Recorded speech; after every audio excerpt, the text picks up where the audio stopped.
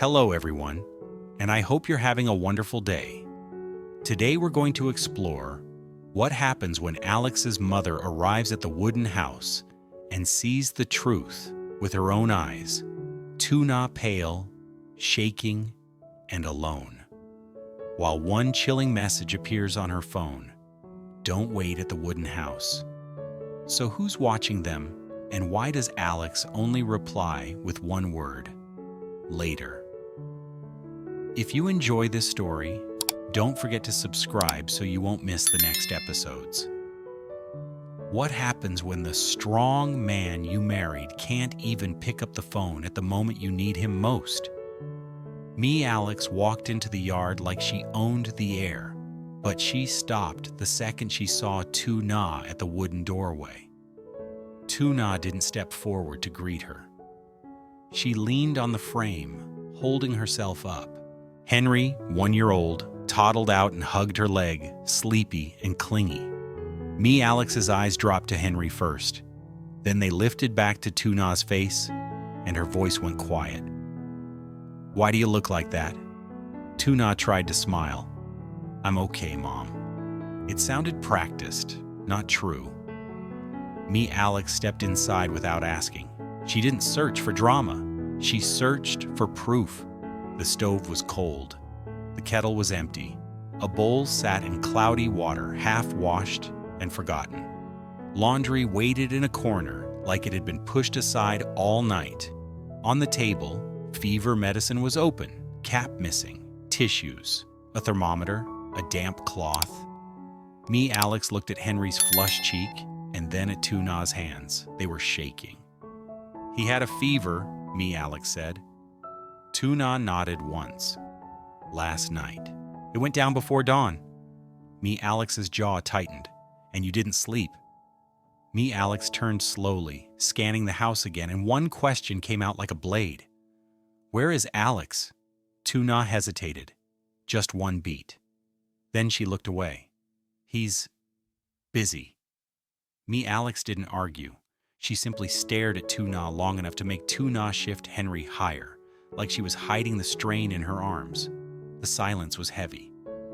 Then Tu Na's phone rang on the table. Not once, twice, 3 times.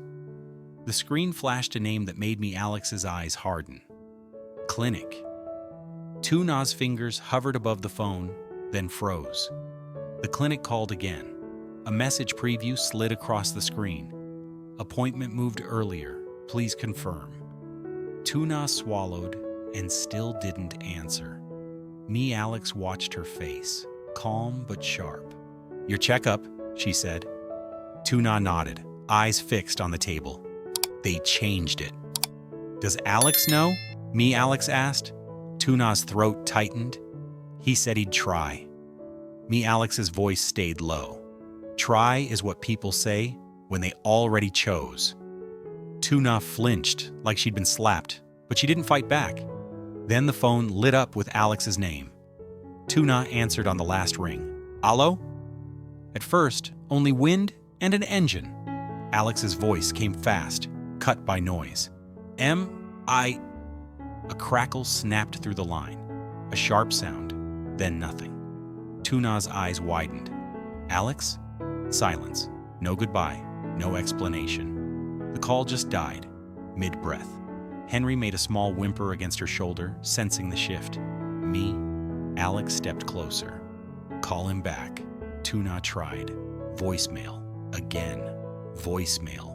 The third time, her hand shook so badly the phone slipped, and she caught it at the last second. Alex took the phone from Tu Na with a calm that frightened more than anger. She dialed Alex herself. It rang. Rang. Rang. No answer. Her face didn't change, but her eyes did. They sharpened, like the world had become a list. She opened her own phone and called Lan. Lan picked up quickly, breathless. "Madam?" Alex didn't waste time. "Where is Alex right now?" Lan hesitated, a small pause, heavy with fear. "He's with partners," Lan said fast. "They came early. He's doing tours and meetings. He said no delays." Me Alex closed her eyes for 1 second. "Tell him to call me now," she said. "Now, Lon." Lon swallowed. "Yes, madam. I'll try." The call ended with no promise. "Just try again, wearing a new mouth." Me Alex turned back to Tuna. "Pack a bag," she said. Tuna blinked. "Mom." "Tonight," Me Alex cut in. "You and Henry come with me to the city house." Tuna's shoulders stiffened like a wall rising. "This is our home." Me Alex pointed at the open medicine in the cold kitchen. "A home doesn't leave you alone to collapse." Tuna's eyes flashed. "He's working for us." Me Alex stepped closer. "Then why are you turning into this?" Henry coughed, small and dry, and began to cry. Tuna's face tightened in panic. She patted his back, trying to keep her breath steady so he wouldn't feel her fear. Me Alex's hand came to Henry's shoulder, firm and protective. "Shoes," she told Tuna again, slower this time. "Bag, papers, anything you need." Tuna shook her head once, stubborn. "Alex didn't say..." Me Alex's voice cut through. "I'm not asking Alex." She glanced at the phone again, then at Tuna. "You're pregnant, and Henry is sick. That's the truth I can see." Tuna's phone buzzed again. Not the clinic, not Alex. An unknown number. One line of text appeared, clean and cold. "Don't wait at the wooden house." Tuna's blood ran cold. She showed it to Me Alex without thinking. Me Alex didn't hand the phone back. She held it like evidence, thumb hovering, ready for the next hit. Outside on the dirt road, a car slowed and stopped just beyond the gate. No horn, no greeting. It simply waited. Tuna's body went rigid. "I don't know who that is," she whispered. Me Alex didn't look away from the road. "You don't have to know," she said. "You just have to move." Tuna took one step toward the bedroom, then froze, torn between pride and survival. The phone buzzed again. A message from Alex. Just one word. Later. Tuna stared at the screen until her mouth went dry. Later felt like a door closing. Me Alex's face didn't soften. It hardened into something dangerous and calm. She reached for the gate latch, and the metal clicked under her fingers. "He can say later to me," she murmured. "Not to you." The latch lifted. The gate began to swing open, slow, loud, toward the waiting car. Tuna's knees almost gave out when she saw the photo. Not because it was blurry, because it was accurate. Someone had been close enough to capture her face, her hands, Henry's body pressed against her. The typed line under it felt like a hand on her throat. "If she keeps waiting, she won't make it to the next checkup." Me Alex folded the paper once, fast, and slid it into her bag like hiding it could stop it. "We leave," she said. "Not later. Not after calling anyone. Now." Tuna's phone buzzed again with Alex's name. Me Alex didn't answer this time. She grabbed the small bag from Tuna's shoulder and walked toward the gate. The car outside rolled forward slowly, then stopped again, as if it wanted to watch them move. Me Alex lifted her chin and stared at the windshield. "Go," she said, loud enough to be heard. The driver didn't respond. He didn't wave. He just sat there with the engine running. Tuna stepped closer behind Me Alex, holding Henry tighter, feeling his heat through his shirt. Henry's crying had turned into tired hiccups. Tuna whispered, "Mom, what if it follows us?" Me Alex didn't blink. "Then it follows." She reached into her pocket and called her driver. "Bring the car to the wooden house right now." Tuna's phone buzzed again. A text from Alex this time. "Where are you?" Tuna stared at it like she couldn't trust her own eyes. Me Alex took the phone from her hand. "You don't answer questions," she said. "You tell him facts." She typed with fast, controlled thumbs. "We're leaving for the clinic. Call me." Then she blocked the unknown number for a second, just to see if it would change anything. It didn't. Another unknown text arrived immediately from a different number. Blocking won't help. Tu Na's blood went cold. Alex's mouth tightened. "Good," she said softly. "Now we know it's not a mistake." Their car arrived in a cloud of dust. The driver stepped out, confused, eyes flicking between Alex's face and the strange car outside. Alex didn't explain. She gave orders. "Open the back door. Put her in first." The driver obeyed. Tu Na climbed in with Henry, trembling as she settled him against her chest. Henry's breathing was uneven. Not dangerous yet, but not right.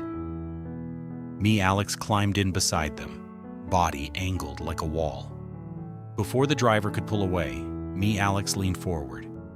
"Do not take the back road," she said. The driver froze. "Madam?" She repeated it slower. "Main road only."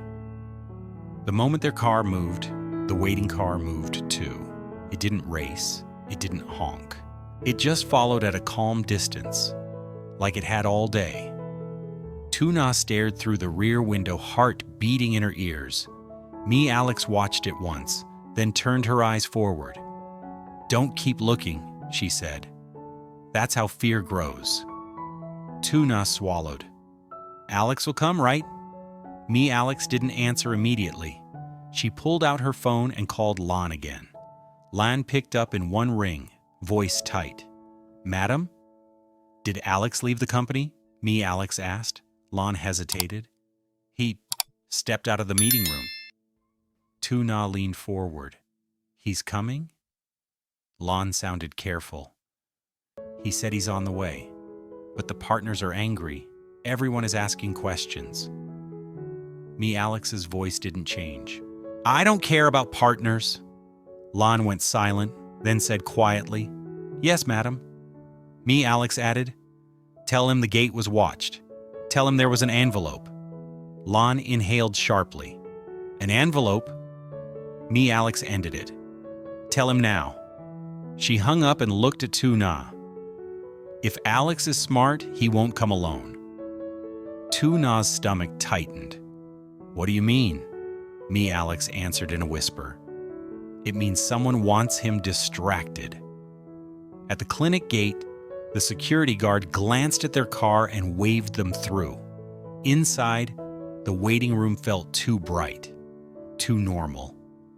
That was the cruelest part. Tu Na sat with Henry on her lap, trying to calm him, trying to keep her face from showing panic. Alex stood, not sitting, scanning every corner. A nurse approached with a clipboard. "Tu Na?" Tu Na nodded and stood up slowly. The nurse's eyes flicked to Henry. "He's still feverish?" Tu Na whispered. "Yes." The nurse softened for half a second. "We'll be quick." Then she lowered her voice. "But you need to reduce stress. It's not a suggestion. It's a risk." Tu Na stepped into the exam room with Henry still clinging to her. The doctor spoke gently, but the words hit hard. "Your blood pressure is high." Tu Na swallowed. "Because I'm scared." The doctor didn't argue. Fear does that, but the baby feels it. Alex stood behind Tu Na's shoulder, silent, listening like every syllable was ammunition. The doctor continued, "If this continues, we may have to monitor you more often." Tu Na nodded, eyes burning. Henry tugged at her shirt and whimpered. The doctor glanced at him. "He needs fever care today, too." Two problems, one mother. Tu Na felt her throat tighten. Alex placed a hand on her back. Firm. "Breathe." Tu Na's phone buzzed again, not a call. A message from the unknown number. "Look outside." Tu Na didn't want to. She did anyway. Through the small window, she saw the same car parked across the street now, angled so the driver could see the clinic entrance. No fear. No hiding. Just watching. Tu Na's fingers went numb. Alex took the phone and typed a single reply from Tu Na's account. Stop. The response came instantly. We will. When Alex stops lying. Tu Na's breath caught. Alex's eyes narrowed, and for the first time, anger broke through her control. They know him, she said. Not a guess. A conclusion. Outside the clinic, a familiar car screeched to a stop. Alex. He stepped out too fast, suit wrinkled, tie loose, face tight with panic he couldn't hide. He scanned the entrance like he expected to see blood. When his eyes landed on Tu Na, they softened, then tightened again when he saw Alex beside her. Mom, he said. Alex didn't move toward him. You came, she replied. It wasn't praise, it was judgment. Alex's gaze dropped to Henry's face. He's sick? Tu Na nodded once. Alex reached out, then stopped, because Tu Na didn't shift closer. That pause said everything. He swallowed. Where's the envelope? Alex handed him the folded photo without a word. Alex's face changed as he read it. The color drained. He looked up sharply, scanning the street. That car, he muttered. Tu Na whispered, It followed us. Alex took one step toward the curb, then forced himself to stop.